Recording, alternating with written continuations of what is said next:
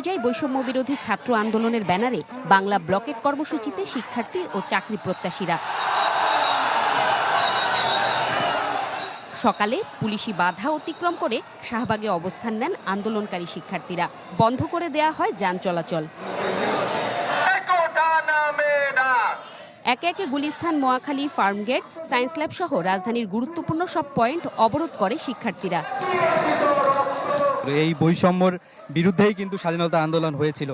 আবারও স্বাধীনতার 53 বছর পর সে বৈষম্য ফিরে এসেছে। আমরা ভাবছিলাম 18 সালে সব শেষ, সবকিছু আমরা সুন্দর মতো করে ফেলছি, কিন্তু 24 সালে যখন এই ইস্যুটা আবার আসছে তখন এখন আসলে পার্মানেন্ট সলিউশন না হওয়া পর্যন্ত আমরা যাইতে পারি না। যারা আমাদেরকে এই প্রশ্ন করতেছে যে আমাদের আন্দোলনের যৌক্তিকতা নেই, তাদেরকে আমি বলবো যে তারা সংবিধানের যৌক্তিকতা নেই বলেই প্রশ্ন করতেছে, রাষ্ট্রের যৌক্তিকতা নেই বলেই প্রশ্ন করতেছে।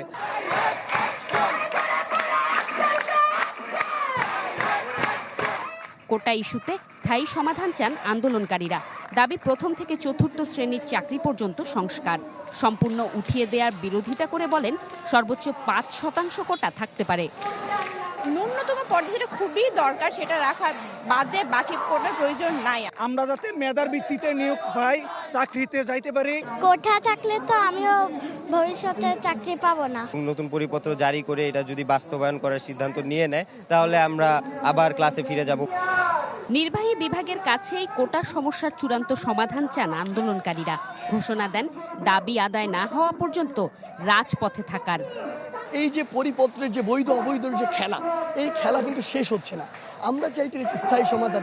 নির্বাহী বিভাগ থেকে যতক্ষণ পর্যন্ত না সুস্পষ্ট কোনো বক্তব্য আসছে কমিশন গঠন করার বিষয়ে, এবং এই কমিশন গঠনের মধ্য দিয়ে আমাদের কোটার যৌক্তিক সংস্কার করবে, ততক্ষণ পর্যন্ত আমরা রাজপথ ছাড়ছি না।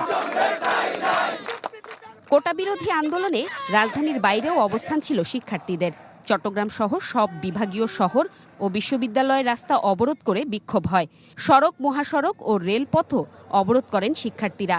এতে ভেঙে পড়ে সারা দেশের যোগাযোগ ব্যবস্থা। মাঠে নামার একটাই উদ্দেশ্য, এই কোটা হচ্ছে বাতিল দিতে হবে। যত অযৌক্তিক কোটা আছে এবং বৈষম্যমূলক কোটা আমরা নিরসন চাই। যদি আমাদের এই এক দফা দাবি মেনে নেওয়া হয় তারপর আমরা রাজপথ ছাড়ব। পরে ব্লকেট তুলে নেওয়া হলেও রাজধানী জুড়ে ছিল তীব্র যানজট।